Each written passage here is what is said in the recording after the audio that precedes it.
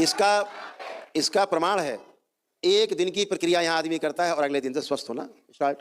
400 प्रकार के कष्ट हैं वो एक ही दिन में नष्ट हो जाते हैं। जो असाध्य रोग हैं उसके लिए दरबार फ्री में कराता है एक अनुष्ठान, एक दिवसीय महाहवन, उसमें जाते हैं कष्ट।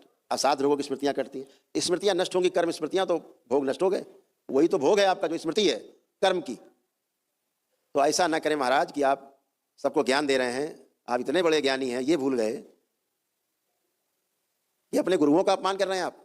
आप उस ईश्वर का अपमान कर रहे हैं जिसकी आप आराधना पूजा करते हैं। आप कहना चाहते हैं कि लोग मंदिर न जाएं, लोग गुरुओं की शरण में न जाएं पीड़ा में, लोग ईश्वर की शरण में पीड़ा में न जाएं, आप ये कहना चाहते हैं।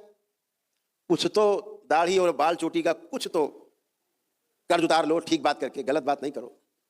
और आप गलत बात करोगे, आपके बहुत अनुयायी हैं उस बात को सही मान लेंगे और गलत रास्ते पे चले जाएंगे। इसका पाप तुम्हें और भोगना पड़ेगा, क्योंकि साफ साफ कहा गया है शास्त्रों में, पढ़ लेना किताब उठा के, अगर किताब पढ़ी हो तुमने, हमने तो पढ़ी नहीं, तो गुरुदेव से सुना है कि जो कर्म भोग है ना, मनसा वाचा कर्मणा, मन में खराब खराब सोचने बोलने से या खराब खराब बोलने से, गड़बड़ सड़बड़ उससे, और खराब कर्म करने से मनसा वाचा कर्मणा भोग बनते हैं और फिर भोग काटना पड़ेगा तुमको बार बार, ये ध्यान रखो। और अगर कोई सोचता हो, जैसा हमको बताया गया और भी हमको कई लोगों ने सूचना दी थी कि उनके किडनी में कष्ट हैं, ट्रांसप्लांट वगैरह कुछ होगा, इतने कष्ट नहीं, तुमको कम से कम 25 रोग और हैं, भोग भोगते भोगते थक जाओगे।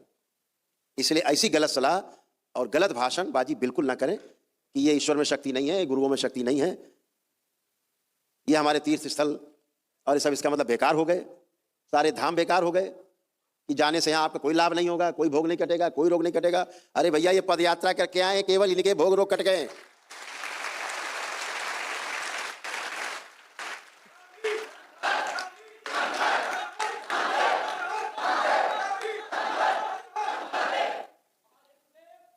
और एक बात और बता दें, विश्वास ना होता हो महाराज जी तो करौली शंकर दरबार में आओ और देखो कैसे टन होके वापस जाओगे।